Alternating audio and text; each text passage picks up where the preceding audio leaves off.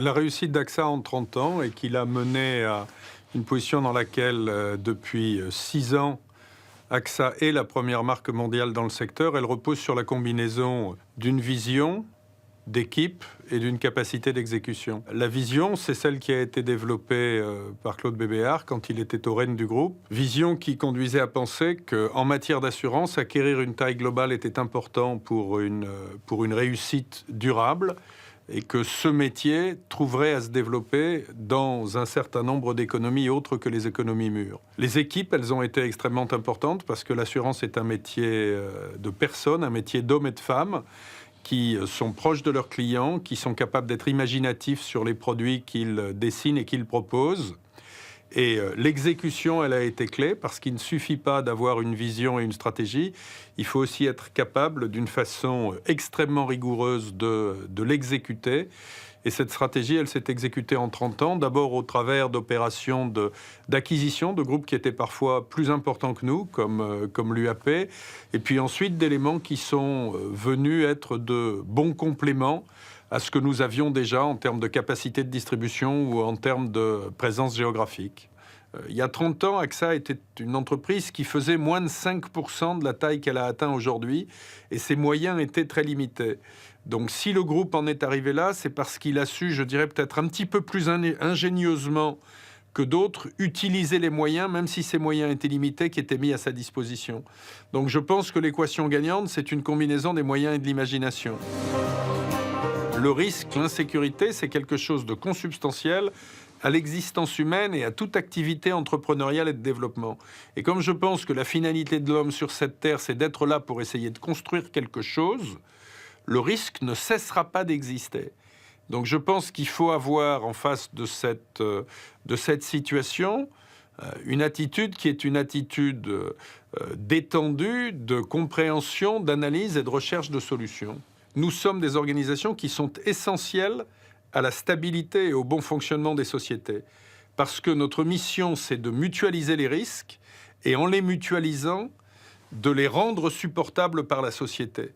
Le rôle de l'assureur, c'est d'être un filet de protection sur ou sous les risques économiques, les risques sociaux. Et ce rôle, je crois que nous le remplissons avec efficacité puisque nous voyons la demande qui nous est adressée croître partout dans le monde.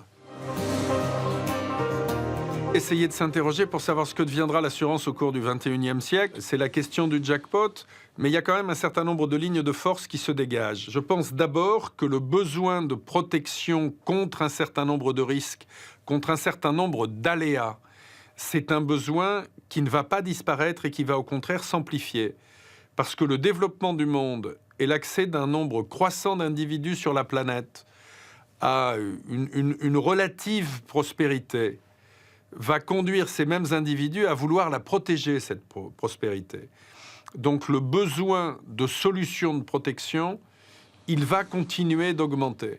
Je pense que ce qui va évoluer également dans notre métier, c'est que la dimension relative à la prévention va prendre une importance croissante, de la même manière qu'on le voit dans la médecine. Parce que finalement, notre métier n'est pas très loin de celui des médecins. Les médecins sont là pas simplement pour réparer les conséquences d'un mal qui s'est déjà manifesté, ils sont là aussi pour faire tout le travail de prévention qui empêche le mal de se développer. Quelque part, nous sommes les médecins du corps social ou les médecins du corps entrepreneurial. Nous sommes là pour aider ces organisations, ces communautés, ces organismes à comprendre ce que sont les risques que leur mode de vie peut leur faire couvrir et à essayer de les éviter. Et les technologies qui existent maintenant vont permettre d'accumuler beaucoup plus de connaissances que par le passé, beaucoup plus de données que par le passé. Et donc la dimension prévention de notre métier va se développer. La deuxième dimension qui va se développer, à mon avis, c'est la dimension de service. Parce que là aussi, les nouvelles technologies permettent de faire un certain nombre de choses de façon meilleure, moins coûteuse, plus accessible que par le passé. Et pour vous donner là-dessus juste une anecdote, mais qui caractérise très bien ce qui est en train de se passer, sur une des activités historiques essentielles de l'assurance, qui était l'assurance des risques agricoles. L'existence aujourd'hui de technologies qui permettent à un coût absolument, quasi nul, d'avoir des relevés satellitaires de situations climatiques, de situations de température, de situations de vent, de situations d'hygrométrie extrêmement précis permet de rendre l'assurance de risques agricoles beaucoup plus efficace, beaucoup moins coûteuse et beaucoup plus accessible pour des populations qui jusqu'alors en étaient privées. Donc ça démontre à quel point l'évolution de la technologie permettra d'améliorer le service aux clients.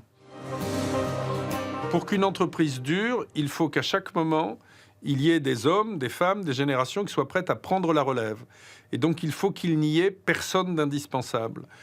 Une des choses que nous nous sommes efforcés, avec Claude Bébéar, mon prédécesseur, de construire, c'est une profondeur de management qui fasse que, lorsque l'entreprise a besoin d'évoluer, elle soit toujours capable de trouver en son sein les ressources, les dirigeants, les leaders, qui lui permettront d'atteindre l'étape suivante. Donc la profondeur de management d'AXA, ça veut dire que nous sommes tous extrêmement engagés, que nous sommes tous extrêmement fiers d'appartenir à cette entreprise, mais que nous savons aussi que le jour où il faudra prendre le relais, les générations suivantes seront là pour le faire avec le même enthousiasme, avec les mêmes valeurs et avec la même confiance dans la capacité à apporter une solution à ce que sont les problèmes de nos clients.